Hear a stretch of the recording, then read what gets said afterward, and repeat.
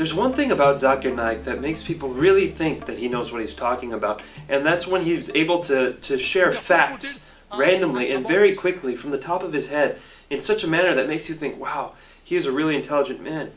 But a friend of mine sat down and went through a 5-minute talk of his once, and in that 5 minutes he was able to make over 25 mistakes. Charles Darwin went on an island by the name of Calotropis. There is no such island as the Calotropis Islands anywhere. It was actually the Galapagos Islands that Darwin visited, where he found finches.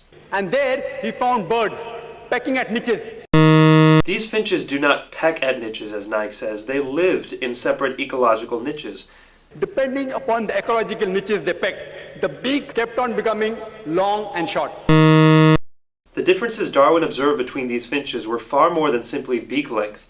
They included differences in color, size, mating behavior, songs, and preferred food. This observation was made in the same species, not in different species. Darwin's observations of varying beaks were made on 14 different species of finches, not just one, as Dr. Naik claims.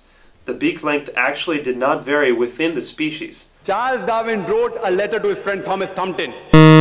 All of Darwin's published correspondence is printed and even available electronically online, and it contains no record of anyone named Thomas Thompson. Charles Darwin himself said that there were missing links. He didn't agree with it. Darwin admitted that there were missing links, but that does not mean he disagreed with his own theory. He simply predicted where the missing links would be found. The reason is because that if you analyze the church was against science previously. The church was never against science. Almost all the great European scientists of Galileo's time, including Galileo, were devout Christians. People like Newton, Copernicus, Kepler, Boyle, Linnaeus, Pascal were all committed believers in the Bible. And you know the incidents that they sentenced Galileo to death. Galileo, a devout Catholic, was never sentenced to death. He was sentenced to life imprisonment on June 22, 1633, and then that sentence was commuted to house arrest. He died more than 8 years later on the evening of January 8, 1642, of old age. Galileo believed that his theories fit with the Bible, and he wrote a book arguing this based on early interpretations of Christians like Augustine.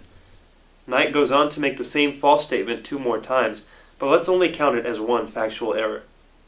So all the scientists, most of them, they support the theory because it went against the Bible, not because it was true. Actually, most scientists did not support Darwin's theory for many years, and most of these same scientists revered the Bible. Basically, this account by Dr. Naik is a total fabrication. All the sages, Lucy, there were 4 hominids. Everything Dr. Naik says here is wrong. There is no such word as hominites. He must mean hominids. Science tells us today there are 4 hominids. There are not a mere 4 hominids. There are at least 14. First is Lucy, along with its guide, the Australopithecus. There is no such hominid as Dasnopithecus.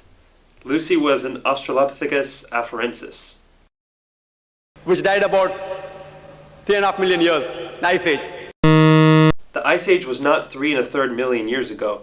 It was between 1.6 million years and 10,000 years ago. Then next came the Homo sapiens, who died about 500,000 years ago. Homo sapiens did not die out 500,000 years ago. You and I, and even Zakir Naik, are Homo sapiens. Then came the Neanderthal man. According to evolutionary theory, Neanderthal man was not on the direct line to modern man, but an Ice Age offshoot. The Neanderthal man, who died 100 to 40,000 years ago. Neanderthal man went extinct 30,000 years ago, not 100 to 40,000 years ago. Then came the 4th stage, the Cro-Magnon. Cro-Magnon man is the same thing as Homo sapiens, which Naik had mentioned as a different earlier species. There is no link at all between these stages. Actually, evolutionary biologists have found many examples of what they claim to be links between these stages. For example, Homo habilis, Homo ergaster, and Homo heidelbergensis. If you know of Sir Albert Georgi, who got the Nobel Prize for inventing the vitamin C. Georgi didn't invent vitamin C, he discovered it. Vitamin C is a naturally occurring substance that doesn't need to be invented. He wrote a book, The Crazy Ape and Man, against Darwin's theory. Albert said Georgi's book was not called The Crazy Ape and Man, but simply The Crazy Ape, and it was not a refutation of evolution, but a sociological commentary. If you know about Rupert Stalbert, this person wrote a new theory of evolution against Darwin's theory. Who is Rupert Stalbert? I can find no trace of anybody with that name. From the apes. If you know of Sir Frank Salisbury, he was a biologist. Naik quotes one unknown person after another. Who is Sir Frank Salisbury?